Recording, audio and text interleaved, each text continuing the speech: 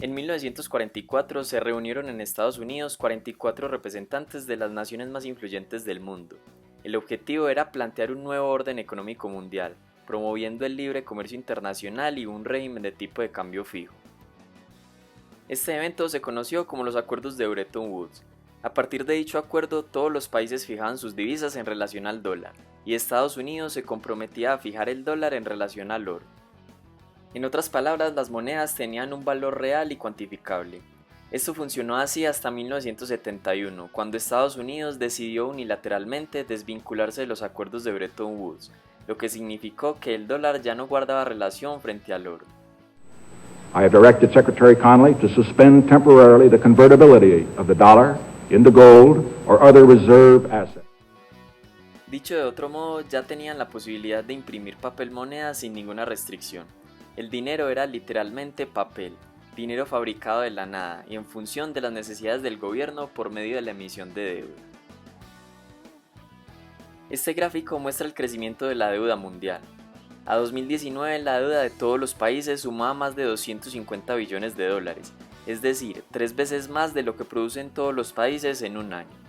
Y la tendencia es a seguir creciendo, porque la emisión de deuda es la herramienta favorita que utiliza el sistema económico actual en momentos de crisis como la que estamos viviendo en 2020. Para ver lo riesgoso que es esta tendencia, pensemos en una persona promedio.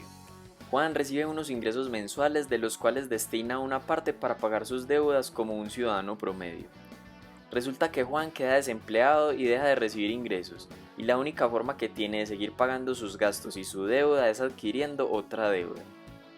A los meses Juan consigue empleo y nuevamente puede seguir pagando su deuda antigua y su deuda reciente.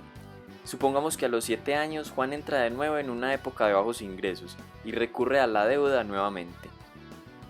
Este ciclo de ingresos de Juan representa, obviamente a manera de ejemplo, lo que pasa con el modelo económico actual. En épocas de auge o buenos ingresos se puede pagar la deuda y todo parece funcionar. Pero en épocas de crisis el salvavidas tanto de Juan como de los países es endeudarse más. Nadie sabe cuál es el techo del endeudamiento, pero evidentemente es insostenible a largo plazo.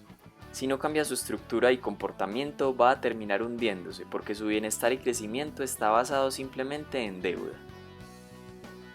La economía necesita su reestructuración cada cierto tiempo, o sea, quiebras, desempleo y declive de industrias para corregir ineficiencias. Pero los bancos centrales están tan pendientes de salvar a todo el mundo durante las crisis que se generan incentivos perversos, y muchas empresas siguen tomando malas decisiones porque crisis tras crisis terminan siendo rescatadas. Sería muy difícil que los bancos centrales no hicieran nada durante las crisis ante la presión de los mercados financieros. Y por esta misma razón el modelo no tiene buenas perspectivas a largo plazo, porque está tan controlado por el sistema financiero que termina dejando a un lado el sistema productivo de la economía.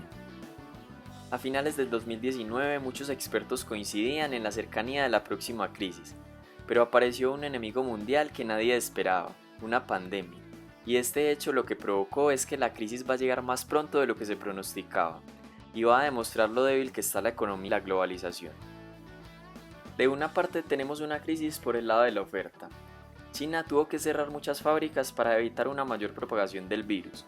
Solo la región donde brotó el virus estuvo completamente aislada durante 2 meses. Esto bastó para interrumpir la cadena de producción de muchas industrias en el mundo. China es la fábrica mundial y la mayoría de países tienen gran comercio con el país asiático. Por eso una escena común en muchas ciudades era la escasez de productos. Aparte, no solo China tuvo que aislarse, también Europa y el resto de países se vieron obligados a cerrar fronteras, puertos y aeropuertos, lo cual agravó mucho más el problema de oferta de bienes en la economía global. Por otra parte, el mundo sufre una crisis por el lado de la demanda. A finales de marzo, más de 3.000 millones de personas estaban encerradas en sus casas de manera preventiva, para evitar el contagio y la mayor propagación del virus, lo cual afecta directamente la demanda de bienes y servicios. Además, en este momento la sociedad, por obligación o elección, tiene una mentalidad de supervivencia, no de consumo. Las familias compran bienes básicos para vivir sus días de cuarentena.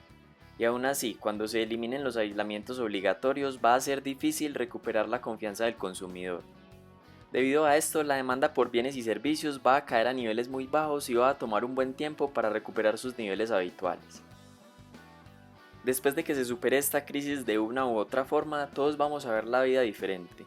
Los gobiernos posiblemente se den cuenta de los sectores realmente vitales en la economía, como la salud, la ciencia o la agricultura.